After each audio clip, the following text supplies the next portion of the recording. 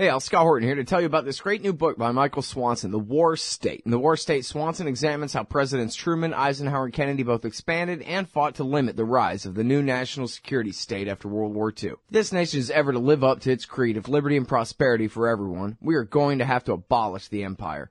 Know your enemy. Get The War State by Michael Swanson. It's available at your local bookstore or at Amazon.com in Kindle or in paperback. Just click the book in the right margin at scotthorton.org or thewarstate.com. All right, y'all, welcome back to the show. I'm Scott Horton, and it's my show, The Scott Horton Show. Coming up on the show, Eric Margulies to talk about Pakistan and Cuba today. And I'm still working on Global Post lady on that Iraq story, but anyway, we'll see what happens. Next up is Bob McCarty. He's at bobmccarty.com. That's McCarty. And he's the author of 3 Days in August, The Clapper Memo, and The National Bet. Welcome back to the show. How are you doing, Bob? Great, Scott. Thanks for having me. Very happy to have you here. Very happy to have you paying attention to this Oklahoma City bombing case, which means basically you're pulling the slack of every other journalist in America who couldn't give a damn about this, but it's incredibly important to me. It always will be. And you have taken the opportunity of this FBI agent getting himself in trouble. A cop was arrested for something? I've never heard of that before. So there's something interesting right there. But the cop who was arrested has a tie to the Oklahoma City bombing case that's going, a Oklahoma City bombing case that's going through the courts right now. Opportunity for you to bring it back up. Opportunity for me to have you back on the show to talk about it. So who is Agent Adam Grant Quirk? FBI agent Adam Quirk. He's notable in this Oklahoma City bombing trial because he was recently alleged to have engaged in witness tampering with one witness that was supposed to testify during Jesse Trentadue's trial. And of course, he denied it. The FBI denies it, but that's the same FBI that last month was threatened by the federal judge to be held in contempt of court for not following his orders and conducting thorough searches of their evidence inventory for materials that Jesse Trentadue has been trying to get for more than 5 years now. Mm-hmm. So this FBI agent, after allegedly engaging in witness tampering, over the weekend he allegedly engaged in assaulting his girlfriend in a very painful and ugly sort of way out there in Salt Lake City where the trial is taking place. So, either way you slice it, this guy's getting hit coming and going left and right with bad news. Well, he's under a lot of pressure right now. Now, I'm sure you've seen all the same emails as I have from the court documents in this case, where there seems to be, I don't know exactly the legal definitions and whatever. That's the other Scott Horton, that's the lawyer. But sure seems like probable beyond the shadow of a something that there actually was some improper communication between this FBI agent and this former FBI asset, if I understand it right, that yes, you should take every opportunity you can to avoid testifying in this trial. He's not allowed to do that. No, and that's. But I've read his emails saying that. Yeah, that's what really I think set the judge on fire because basically the FBI agent said it'd be best if you take a vacation and don't show up to testify, or else. Right. So what's the or else there? Which for citizens of this republic, or else those are two huge words infringing on your civil liberties. Yeah. Yeah, we're talking about a government agent here. It's not just a person talking to someone, which that's still a credible threat, but a government agent making a threat like that is not threatening individual action. They're threatening bringing down the weight of the state against you, an entirely different question, much more dangerous. So, okay, so now get to, and of course we're having to work backwards in a short amount of time on this story here, but thanks for humoring me. Who is it that Agent Adam Grant Quirk was trying to encourage to not go to court and testify, and why might he be doing such a thing? The guy's name is John Matthews, and according to the documents that Jesse has presented to the court over so long, he was engaged as an FBI informant back in the days before the Oklahoma City bombing. He was allegedly an informant inside a white supremacist group that some believe has a tie to the Oklahoma City bombing conspiracy. And whether he does or not, I haven't decided. But Jesse thinks he does, and he wanted to hear this guy testify in court. Because for those not familiar with why there's an Oklahoma City bombing trial, going on now, nearly 20 years after the event took place, is because Jesse Trentadue is trying to find out why his brother was killed in federal custody several months after the bombing, and was trying to get copies of videotapes that would show John Doe number 2 and possibly others getting out of the Ryder rental truck in downtown Oklahoma City seconds before the bombing. And the FBI, though documents show the FBI had possession of the videotapes, and local officials, testified that they had seen the videotapes that showed more than what the FBI says, more people than what the FBI says were in the truck. The FBI has kept those tapes, denied they exist, even after paperwork showed they did. They denied the tapes exist even after other witnesses said they'd watched the tapes, and they denied having any knowledge of where the tapes are, even though all records point to the FBI, evidence storage areas. So Jesse's fighting this. He's going to win, I think, in the long run. It's just, it's kind of like legal jihad. How long will the FBI force him to fight? It's going on well over 5 years now. Well, and I don't know exactly how unprecedented, but I think I read that it's unprecedented that he has now taken a FOIA case all the way to trial, further than any FOIA case has gone before or something like that. And he's suing for the right to search through the evidence lockers himself. I'll find the damn tape. Right. And, he not only is following that line, but he asked the judge, the federal judge, not just a Salt Lake City judge, he asked the federal judge to appoint a special master to oversee, the court's relationship with the FBI, because the FBI has been acting in such an untoward manner and disrespectful manner toward the court.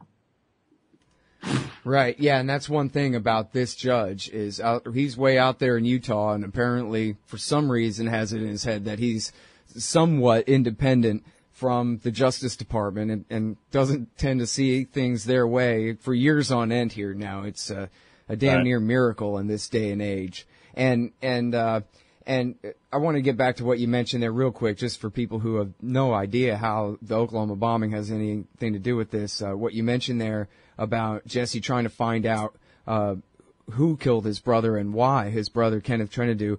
The most likely explanation, Jesse seems to think, and this also is according to a letter that he got from Timothy McVeigh, and was also J.D. Cash, the investigative reporter's conclusion, that the federal agents must have, it's still speculation, but they must have mistaken Kenneth for a man named Guthrie, Richard Guthrie. And he had the exact same red-headed mullet and upper body build and dragon tattoo, and was coming across the border from Mexico in the same kind of red pickup truck, and it was just the most perfect case of mistaken identity possible, where this guy just fit the other Guthrie's description in such a tight way that the feds must have just convinced themselves that that's who this was. And then it was in their interrogation of this Oklahoma City bombing suspect that he ended up in a fight for his life and lost it. The FBI, and of course, Guthrie, the real Guthrie, died in his prison cell just a few months later of another supposed suicide that they tried to claim this one was too. Right. They tried to claim he committed suicide after breaking so many bones that I doubt if he could have stood up, more or less hung himself. But and you're talking the real Guthrie now? No, I'm talking Kenneth. Kenneth. Right.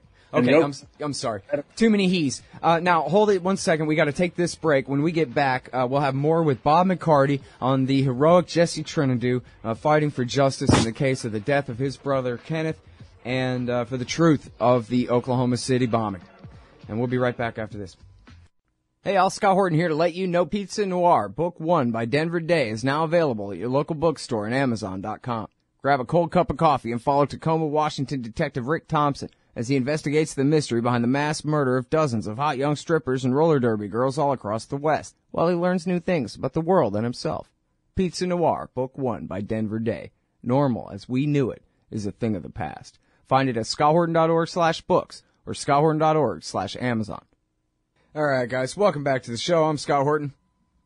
I'm talking with Bob McCarty. He's at bobmccarty.com, author of the Clapper Memo. And this article is, a short blog entry. FBI agent accused of witness tampering, arrested, not for witness tampering, as OKC bombing trial continues in federal court in Salt Lake City. Try to make a long story short, all these different crimes within crimes. Part of the cover-up of the Oklahoma City bombing continues to this day, with this FBI agent telling his former asset informant guy by email to not show up in court, even though he's subpoenaed to be a witness for Jesse Trentadue in his trial, to get the judge to force the FBI to allow him to go digging through their evidence lockers to look for the tapes that they swear they can't find of multiple John Does with McVeigh at the moment of the attack, getting out of the Ryder truck with McVeigh at the moment of the Oklahoma City bombing attack, because they killed his brother, Jesse's brother, in a possible case of mistaken identity, thinking that he was, apparently thinking he was this guy Richard Guthrie, who may have been responsible, partly responsible for the bombing, and setting Jesse on what Bob called this legal jihad. I guess that's their legal jihad against him. He's defending himself, or they're forcing him to just fight absolutely tooth and nail every step of the way for more than a decade now to get a little bit of truth and justice in the case of his brother and the bombing. And boy, wouldn't that be something, Bob, if we could actually see the videotape of McVeigh and his co-conspirators getting out of that truck that day? It would be, and people did see that tape, and they've been interviewed by several authors and other investigators, put out books about it. But the FBI would rather it be kept secret because it destroys the narrative that has been pushed ever since Bill Clinton was in office, that this was a homegrown terrorist, i.e. McVeigh and Nichols. It was a homegrown terror activity, and that's all there was to it.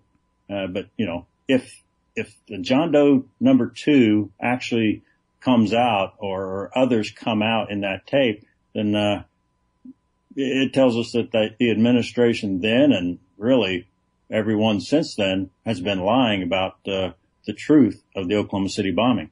Mm-hmm. Well, yeah, and you and I have differed before on the matter of homegrown or not. I've been paying attention to this ever since 1995, and almost immediately after the bombing, other right-wingers, militia types, patriot movement types, the John Birch Society, and all of these people on the, outside of the acceptable Republican conservative movement on the right, they all immediately were saying, come on, it was Dennis Mahon and Andre Strassmeyer did it. Everybody knows that. Basically, every patriot movement, non-Nazi, was saying it was the Nazis. Everybody knows it was the Nazis. And then, of course, it turns out that the Nazis, they were all compromised by the feds, but that means that the feds were all compromised by them, too. They were all a bunch of informants and flip states witnesses and other people that the feds had made deals with at one time or another. The ATF was going to roll them up, and the FBI stopped the ATF from rolling them up before the attack happened. And so they had to cover it up. And, in fact, in the new book, Oklahoma City by Gumbel and Roger Charles, they got great quotes from members of the Justice Department describing in detail the fight inside the Justice Department over whether we want to just pin it on McVeigh or whether we want to go after the rest of these guys too. And they decided, nah, let's not. And so I know you think that it's Husseini and the brown pickup truck and all of that. I think the brown pickup truck belonged to the Arizona gold miner, neo-Nazi guy, fellow traveler. And even when they executed McVeigh, oh, by the way, a neo-Nazi leader was being executed that day, April 19th, 1995. And it was also the anniversary of a previous attempt to attack a federal building in Oklahoma by those same Nazis. And the day McVeigh was executed, he had his head shaved to the skin, and everybody said, "Oh wow, that's interesting. It's almost like he's a Nazi or something." They had tried to pin the bombing on the entire American right wing, and especially the militia movement, but really anybody to the right of Rush Limbaugh was said to be responsible for the damn thing. But when it came to the actual Hitler-loving Nazis who did it, they all got away with it scot-free. And it was because they were all already in trouble with the cops. The cops knew them, and they knew the cops, and so what a messy story to tell. You know what? Let's give them O.J. Simpson instead. They'll eat that up. Oh, well, that's a stretch, but yeah, I like it. Hey. I'm not saying they made OJ did it. I'm just saying that was the reason nobody cared about the Oklahoma bombing after it happened is because everybody cared about the OJ trial instead. That became the true crime story of 1995 and 1996 as opposed to the Oklahoma bombing story, which if OJ had never done that, and the reporters had nothing else to do but wonder about what this Carol Howe lady was saying and whatever, we might have seen a couple of 2020 episodes more and seen a difference made at the time. Well, I haven't read Roger Charles' book, but I did read Jana Davis's. See, that's my problem. I haven't read hers, but I have read his. So you and I need to have a meeting someday and read each other's recommended reading, I think. Yeah, but Jana Davis, she pinpoints Iraqis who came over here through asylum, but they were actually members of the Iraq Revolutionary Guard. And she traced where they lived, the businesses they ran, how they were involved, and I think it's as credible an explanation as anyone could. And the guy that really applauded her work was the guy who served as a chief investigative counsel during the Clinton impeachment hearings, a guy named David Shippers. He's an attorney in Chicago. And, Yeah, but so did the raving lunatic and former FBI director, CIA director under Bill Clinton, World War IV, James Woolsey, who right after 9/11 went to Britain to compare fingerprints to try to prove that Ramzi Youssef was not Ramzi Youssef, bin Laden's man, but was an Iraqi imposter. And this is all tied up with Judith Miller, the lady that hoaxed us into war with all the weapons of mass destruction lies. She was like the mentor to Jana Davis in putting all this together and implicating Iraq in this. The American Enterprise Institute guys, is Dick Cheney's wife is the head endorsement on Laurie Milroy's book, Saddam Hussein's Unfinished War with the United States, that tries to pull the same stunt and say that Al-Qaeda is just a front for Iraq and did Oklahoma. Come on. Well, obviously you didn't read, this is, off the subject, but New York Times published a piece just a couple months back. But okay, so there were weapons of mass destruction. Oh, yeah, but those were all leftovers from the Reagan era. That was why the Bush administration didn't publicize them. None of those were manufactured after 1991. All of those were declared and just duds and leftovers from the Reagan era when Saddam Hussein worked for the United States of America and was buying those weapons from our European allies with our tax money. Well, so we could talk for none of that verifies a thing that they said about active weapons to manufacture chemical or biological or nuclear weapons anywhere, or a warehouse anywhere full of weapons to use. And we're talking about duds found in the ground that soldiers went, oh, look. But all of it declared to the international inspectors, all of it known by the international inspectors. Same as the uranium that was there under IAEA lock and key. Everybody knew it was there. They later moved it to Canada and everybody said, oh, look, uranium. But it wasn't secret uranium. It was uranium left over under seal, left over from the 80s when Saddam Hussein was a good guy, fighting Iran for us before we fought him for Iran under Bush in the name of fake weapons of mass destruction. You know that. Come on, right? You remember the last decade, don't you, Bob? I do, and I was actually in the Air Force at the time we first went to war. So in the first Gulf War.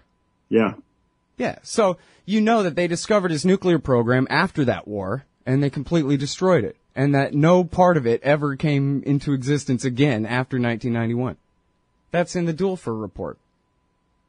Well, while the government was claiming that, oh, look, he's buying these centrifuges for his active nuclear weapons program. Come on, they were lying. I won't try to argue with you on this because I'm sorry we got off on the tangent, man. It was supposed to be an Oklahoma bombing interview, but all this stuff about Saddam Hussein at war with the U.S. is just what it is it's a complete and total inversion of the truth. America backstabbed their loyal fascist sock puppet dictator, and they've been killing his former people ever since by the millions now. Well, you could say that we freed 4.5 million Iraqis, and then they freed them from who? They fell back into their own trap. Well, they were under a dictator named Hussein, but they fell back into their old ways, not knowing how to run a country, kind of like the way our country's being run right now. We kind of raised the whole place to the ground. It's sort of hard to build up a nation from nothing, but anyway. All right. Well, thanks for the coverage, and I appreciate everybody. It's BobMcCarty.com. The Clapper Memo is the book. Thanks again, Bob. Thanks, Scott. Hey, Scott Horton here to tell you about this great new book by Michael Swanson, The War State. In The War State, Swanson examines how Presidents Truman, Eisenhower, and Kennedy both expanded and fought to limit the rise of the new national security state after World War II. If this nation is ever to live up to its creed of liberty and prosperity for everyone, we are going to have to abolish the empire. Know your enemy. Get The War State by Michael Swanson. It's available at your local bookstore or at Amazon.com in Kindle or in paperback. Just click the book in the right margin at scotthorton.org or thewarstate.com.